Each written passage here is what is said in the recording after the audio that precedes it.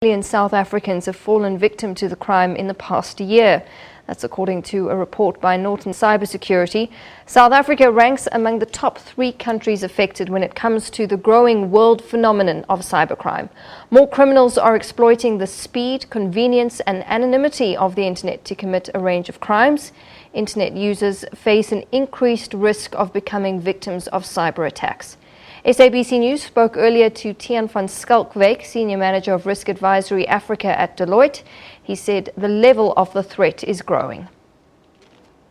What we must also not forget is that in that 8.8 million, it's not just financial losses, it's also just breaches of personal information or identity theft is also counted in that group.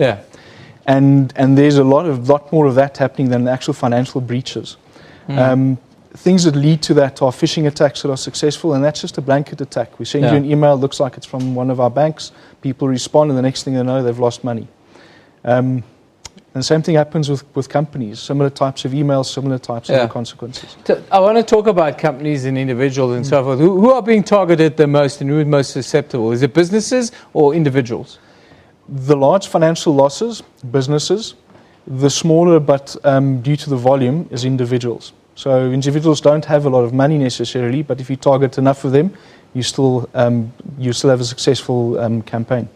Now, why is this number so big in South Africa, do you think? Is it that we not really get up for this kind of thing, or don't we have the skills? It's knowledge, it's skills, education. It has to do with we have a very significant smartphone and internet exposed footprint. So people use phones, we share information, we surf the internet, we don't have time because it takes time to secure your devices, and those things don't happen like they should. Many of our devices are not up to date with latest security features and so forth.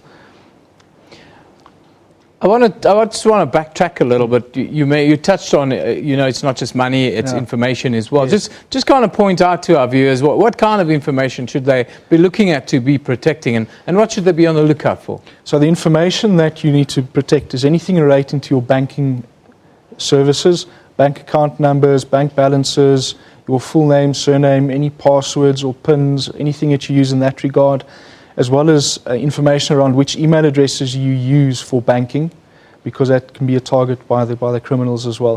And any information that potentially can be used to personally identify you, even photographs with your name and so forth, ID numbers.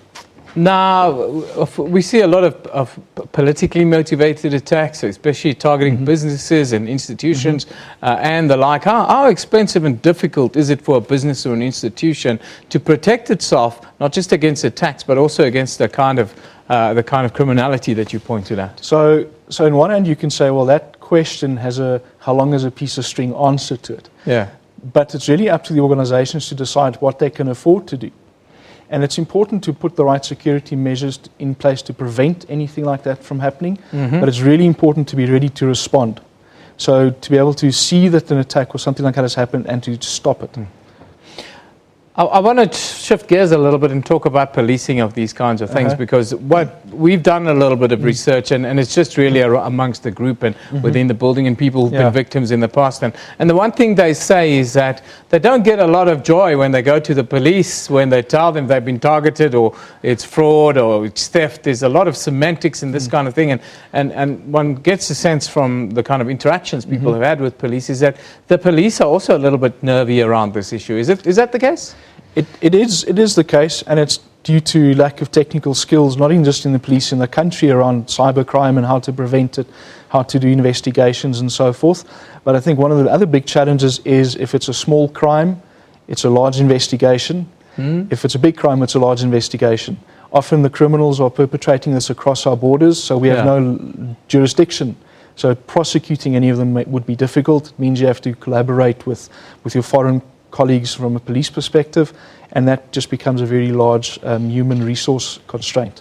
Okay, so it's a tough job for the police. Tough job for the police. That's why they're not very keen on investigating this kind of thing. What kind of framework do we then have to build in South Africa, both at that sort of level and I think governmental level, in order to come to terms with this kind of data problem that we're having? So I think for us, what we find the biggest, most important thing to do is to educate the people. Because technology, you can spend many, many millions of rands on technology, and yes, it covers a certain baseline of the problem. Yeah.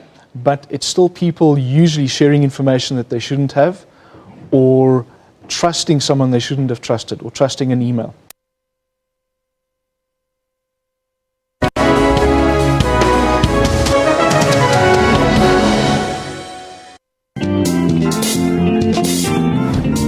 Your past should not determine your destiny. If you make